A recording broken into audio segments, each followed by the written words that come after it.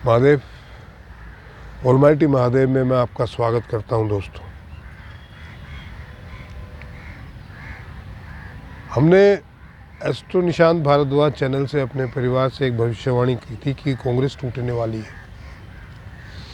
तब लोगों ने कहा था कि आप तो गोदी मीडिया हैं, आप तो अंधभक्त हैं। हमने ये कहा था कि विपक्ष बिखरने वाला है, तो भी मुझसे ये कहा गया कि कितने पैसे मिले हैं आपको मोदी जी से। आज जो हो रहा है वो सब देख रहे हैं कि कांग्रेस के दिग्गज नेता अशोक चौहान कह लो, चाहे कोई और कह लो, वो एक एक करके जो है तो 30-30, 40-40 साल से जुड़े हुए थे, वो कांग्रेस को छोड़ते जा रहे हैं और भी बहुत सारे छोड़ने वाले हैं। विपक्ष, ममता ने अपनी अलग राह पकड़ ली है, नीतीश ने अपनी अलग पकड़ ली है, और भी जो विपक्ष के नेता हैं वो अपनी अपनी राह पे चल पड़े हैं। फारूक अब्दुल्ला अब इंडी गठबंधन के सदस्य बने नहीं रहना चाहते हैं, वो सारी सीटों पे चुनाव लड़ेंगे। बहुत कुछ, मायावती ने अलग राह पकड़ ली है। अखिलेश यादव को समझ में नहीं आ रहा, जिस दिन समझ में आएगा, क्योंकि अगर वो कांग्रेस के साथ मिलकर चुनाव लड़ते हैं तो अखिलेश भी खत्म है। अब फिर वो उठ भी नहीं पाएंगे, और फिर वो जो गोमती नदी के फ्रंट का मामला है वो भी ओपन होने वाला है, जेल जाएंगे। बड़ा भ्रष्टाचार हुआ है। तो जब हमने ये आज इस वीडियो का टाइटल है टूटती कांग्रेस बिखरता विपक्ष, ये मैंने सोचा था, अभी पता नहीं बाद में क्या रखेंगे अभी बनने के बाद। तो वो सत्य होती जा रही है बातें,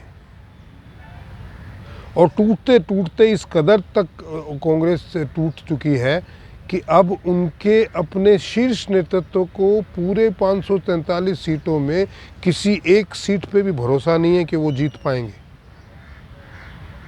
अभी वरुण गांधी आएंगे कांग्रेस, चिंता मत करिए, और हो सकता है कि अमेठी से वरुण गांधी को लड़ाया जाए।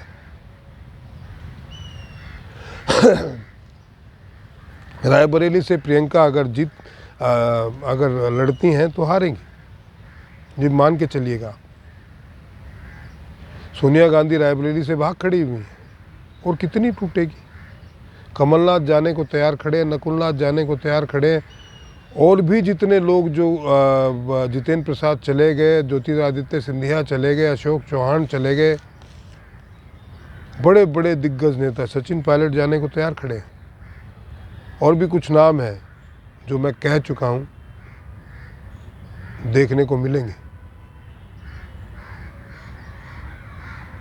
तो परिवार के जो कांग्रेस पार्टी को चलाने वाले लोग थे, उनकी हैसियत अब कांग्रेस में ज़ीरो हो गई है। गुलाम नबी आज़ाद चले गए, उन्होंने अपनी पार्टी बना ली, तो बचा कौन भाई?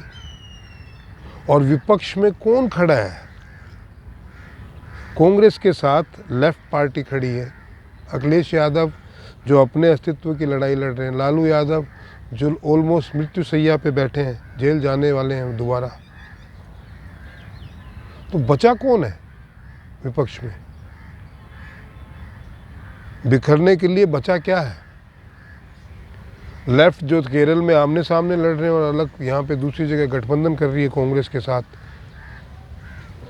जहाँ पे उनकी ज़मीन है वो भी हिलने वाली है।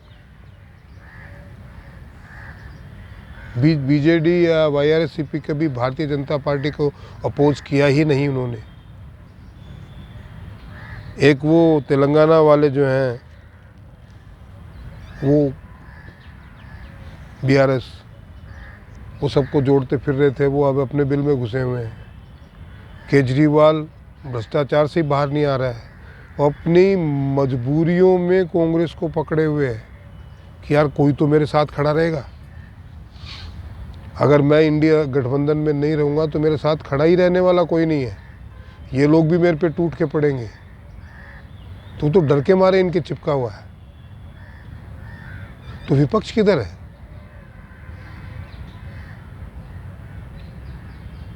न कांग्रेस बची न विपक्ष।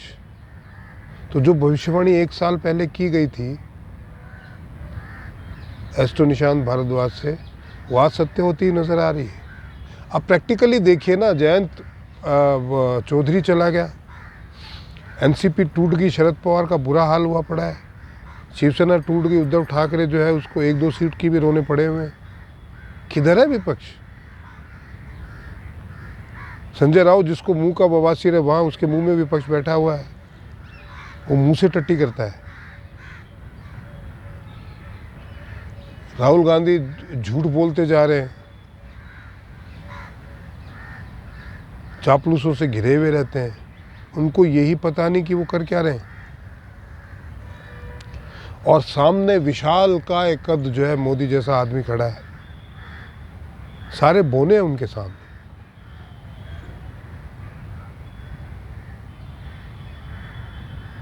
विपक्ष नाम की चीज़ अगर आपको दिखाई देती है तो मुझे बताइएगा। स्टालिन जो कांग्रेस के साथ तमिलनाडु में खड़ा है, उसका पूरे भारत में कोई आधार नहीं है। और तमिलनाडु में भी स्टालिन को बहुत बड़ा धक्का लगने वाला है इन चुनावों में। मैं तमिलनाडु पे भी वीडियो बनाऊंगा, अभी मैंने बनाया नहीं है। तमिलनाडु का अध्ययन चालू है, तो 2-4 दिन में 26-27 तारीख के बाद में टाइम मिलेगा तो बनाऊंगा। बचा कौन विपक्ष के नाम पे? ध्वस्त होने वाला पूरा सुपड़ा ही साफ।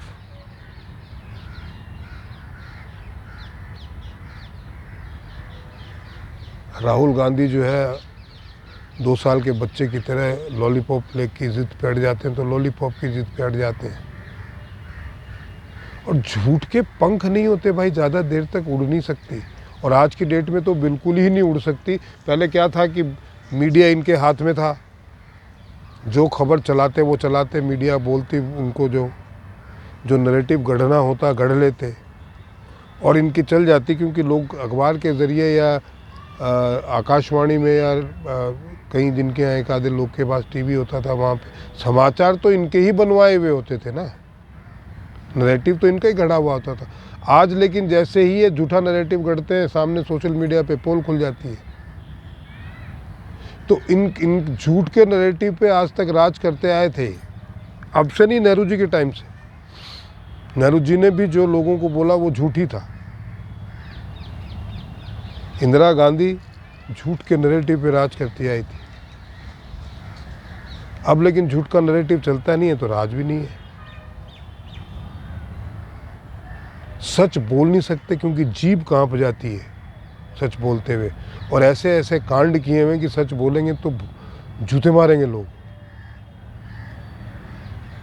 खैर, आपको कहीं विपक्ष दिखे तो मुझे बताना कमेंट सेशन में, मुझे भी पता चले, मेरा नॉलेज बढ़े। आज के वीडियो में इतना ही। प्लीज़ सब्सक्राइब कीजिए, शेयर कीजिए, कमेंट कीजिए और कंट्रीब्यूट ज़रूर कीजिए। महादेव।